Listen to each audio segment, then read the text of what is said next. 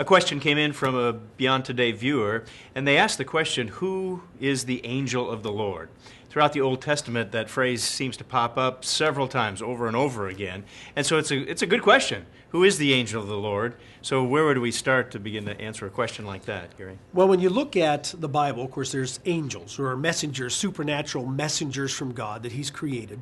They go back and forth between human beings and God. But there is a special angel that is mentioned a number of places in the Old Testament, the angel of the Lord. And he is quite different than other angels. First of all, he allows himself to be worshipped. And other places, he actually speaks as if he is God. One place I think of is in Exodus, where the angel of the Lord is in the burning bush and talks to Moses. Mm-hmm. And there he presents himself as God and as the angel of the Lord. So what we have here is someone who is God, but he's also the angel of the Lord. So what we have here is actually the pre-incarnate Jesus Christ. Yeah, and it's interesting because it does tie into the literal meaning of the word angel as being a messenger of the Lord.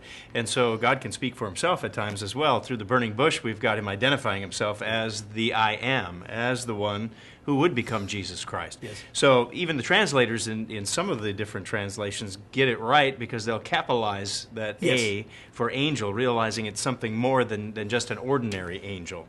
That's right. Even Abraham, when he went to sacrifice his son Isaac, the person who talks to him there is the angel of the Lord. And he speaks as if he is God. There's other places where the angel of the Lord speaks and people say, I have seen God. So what we have is God, but not the Father. Right. And so once again, we have Jesus Christ. Right, and you can tell that by the context more often than not when you can read it. And if an angel is not allowing worship, we know that's just an ordinary angel. But there's a great example of this. It's in Judges chapter 13. And here's where Samson's parents are inquiring of God. They're talking to the angel of the Lord. And so there's a good example of this. The father of Samson, Manoah, said to the angel of the Lord, "What is your name? That when your words come to pass, we may honor you." So he asked them outright, who are you? And of course, the angel of the Lord says in verse 18, "Why do you ask my name, seeing it is wonderful?" So there's a little bit of insight that this is not an ordinary angel. And so ultimately, by the time we get to the end of the story, down in verse 21, it says, when the angel of the Lord appeared no more to Manoah and his wife, then Manoah knew that he was the angel of the Lord.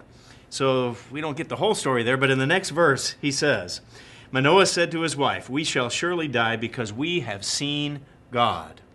And so here we see it all put together very clearly that the angel of the Lord, especially in this case, is God.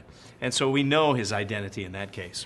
So if you want to do an interesting study, go through the Old Testament and look up all the places where you can see angel of the Lord and study it in context, and you will find out how the pre-incarnate Jesus Christ came and interacted with human beings as the messenger of God. That's BT Daily. We'll see you next time.